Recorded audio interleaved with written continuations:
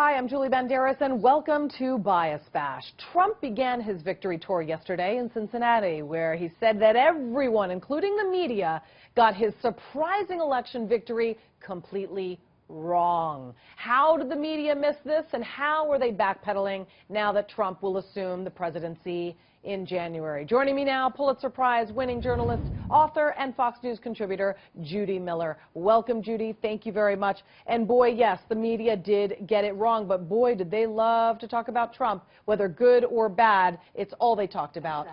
Break this down for us. Well, look, given the fact that Donald Trump is a master of the media, that he understands exactly what we need, what we want, what audiences want, and given the fact that he has his own independent channel, which is his Twitter forum, if we fail him, he's in the catbird seat. And you could see that last night in the speech that he gave to celebrate his great victory at saving 800 jobs. That's, you know, better than losing them.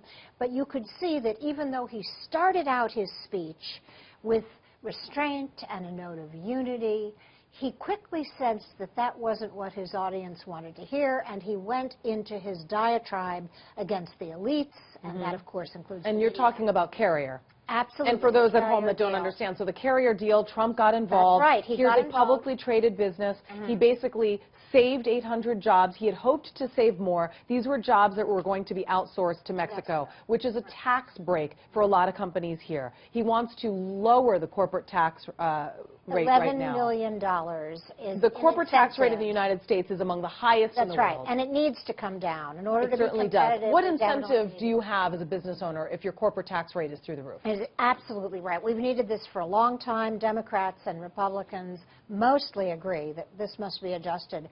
But Donald Trump's economic policies still remain to be seen. Now, we've just gotten a look at his financial team. These are very experienced business people who have no experience in government, like the commander-in-chief himself. You know, the policy issue, that is key, because economic policy, foreign policy, those are specific policies that we haven't heard from. No. This is a little bit of a taste, though, as to what he perhaps wants to see in the future of America, perhaps to, I guess, prohibit corporations from outsourcing businesses. But is that even possible? Look, no, you can't stop businesses from doing business. You can't, and not only that, if you're a Republican, supposedly you don't believe in government, big government interfering in your decisions. And so this is a very atypical Republican, which perhaps is explained by the fact that until recently, Mr. Trump was not a Republican at all. He is a New Yorker. He was a New York liberal who lived here in this city, who supported Planned Parenthood,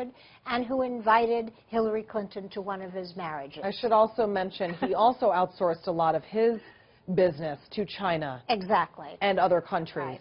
Right. Look, he is not going to like the media, and ultimately, even though we may find this a very beneficial relationship, we are not going to like him. If we're doing our jobs, we've got to hold him accountable, not just for what he says, but also what he does. And that's going to make us unpopular. What do you think it's going to be like to be a White House reporter? Imagine the White House briefings once he becomes involved, because he doesn't like people speaking for him. I could see a White House briefing taking place where his press secretary is holding one of those daily conferences and Trump just walking right in and addressing the media specifically. Or this is going to be a very different White House. Or, Julie, not addressing us at all. Just deciding if you get on his bad side. That's right. Or saying, Julie Banderas, you are not invited to the next press conference. You may not attend the next press conference.